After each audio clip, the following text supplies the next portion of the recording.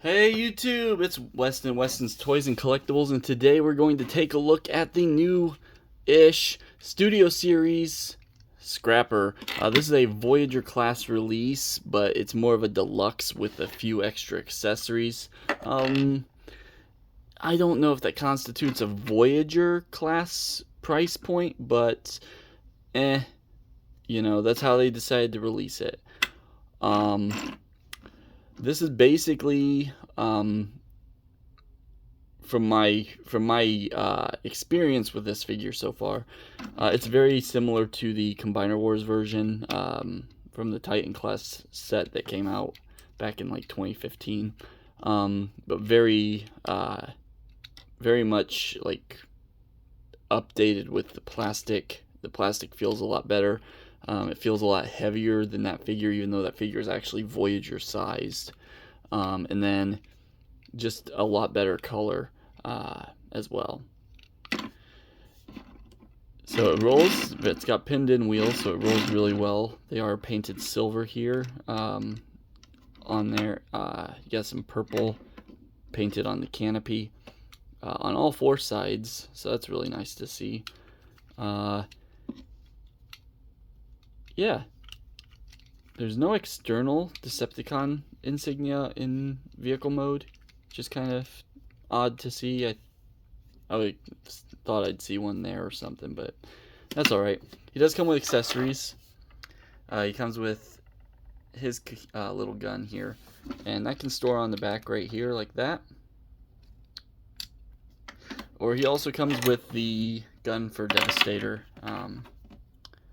And this has a tab here, or a slot that'll go in a tab here on this side, and then it has a tab here that'll go into this slot on this side over here.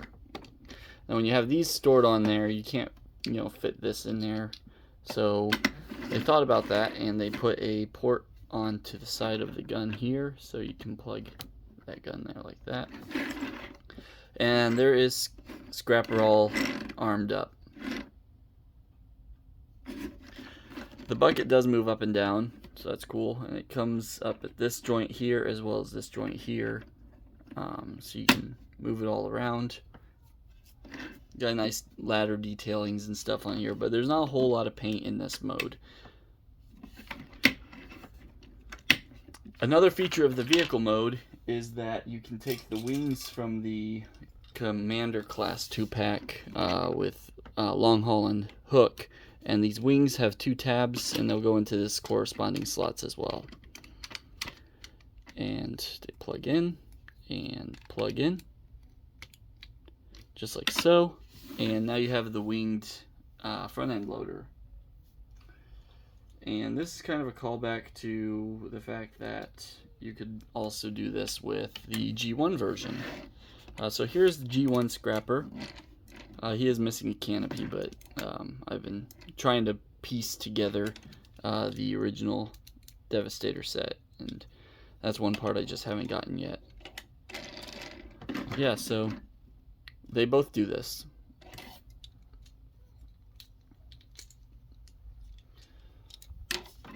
So that being said, here's a comparison of these two figures, the original G1 Scrapper and the new Studio Series 86 Scrapper.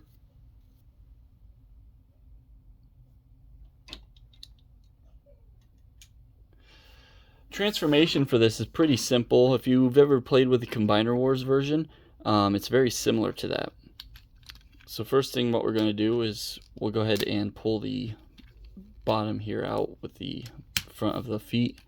We'll flip those down, and then we'll flip this back section down, and that will form the legs. They tab in very securely. They're a bit hollow back here though, which a little unfortunate. So that's the legs done. Now we can do the arms. We'll go ahead and pull the arms out at this joint, and it's kind of a scary joint because it only clicks out a little bit, but it feels very tight. Then bend the elbows down and pull the fist out. Same thing on the other side though. We'll pull out the arm, bend the elbow down, and pull the fist out. bring the bucket down at this joint here, and then bring it back up at this joint to compress it in. And then we'll go ahead and flip out his head and close his chest back up. And there is Scrapper in his robot mode. For a comparison to the original G1 Scrapper,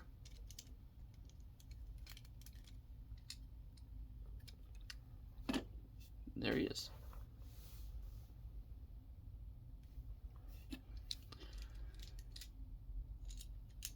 Do another quick size comparison. A few quick size comparisons, I should say. Here he is with the Voyager Megatron from Siege. Here he is with a Deluxe Insecticon. So he's closer in size to a Deluxe. Here he is with the Commander Optimus Prime, which is as close to a liter size. So there's a few size comparisons.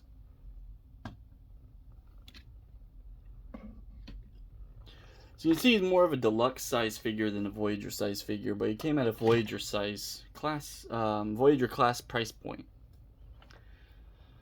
I'm not sure if that's 100%, you know, I don't know if that's actually, you know, legitimized by the, you know, fact that he includes the Devastator gun, but it is what they did. So he can hold these if you wanted him to. These aren't blast effect compatible at all, so you know he can't use blast effects with these pieces. However, he also has his own weapon, which is his signature little blaster here, and this is blast effect compatible. So go ahead and take one of these and plug it here on the end. And so yeah, that is blast effect compatible, so that's cool.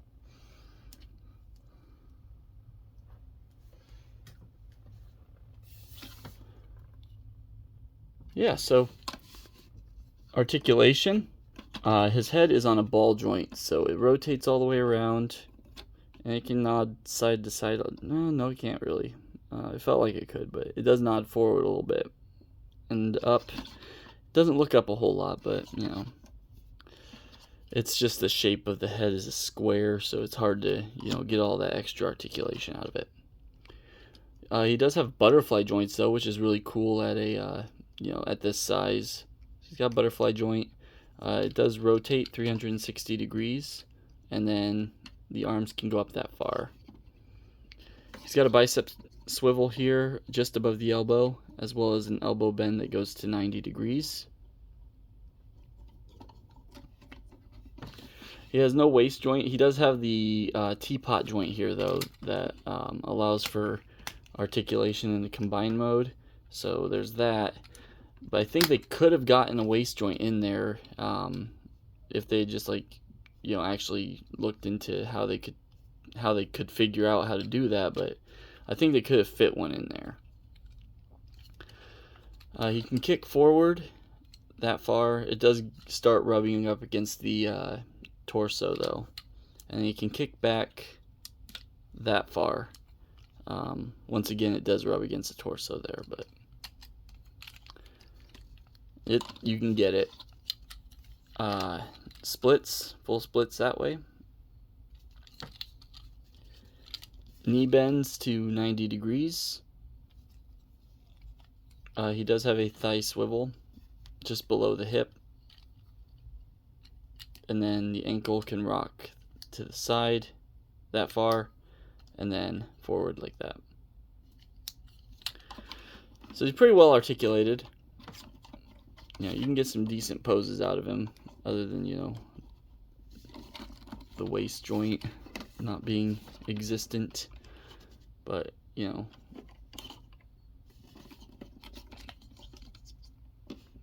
yeah, he can pose pretty well. He does have a little bit of hollowness here and there though, so that's kind of unfortunate. I feel like he didn't need to be that hollow at a Voyager price point. This feels like very much it should have been released at a deluxe price point, and they should just put the gun with the Commander 2-pack. Getting to the combine mode, you pretty much go back to vehicle, except you want the arms facing up instead of facing down. So we have the arms face up. We go ahead and put his head away. Clip the arms back into place. And then we're going to bend the elbow backwards. And I like closing the fists. Put the legs together like so, or you don't have to actually. It's a bit easier if you don't, so to get to the combine mode. But you want to get this bucket bent like this, and then bring this clip and bring it down like that. And now we'll go ahead and clip the legs together just for this. So you're gonna bring this down, rotate the canopy, because that's going to lock everything into place here.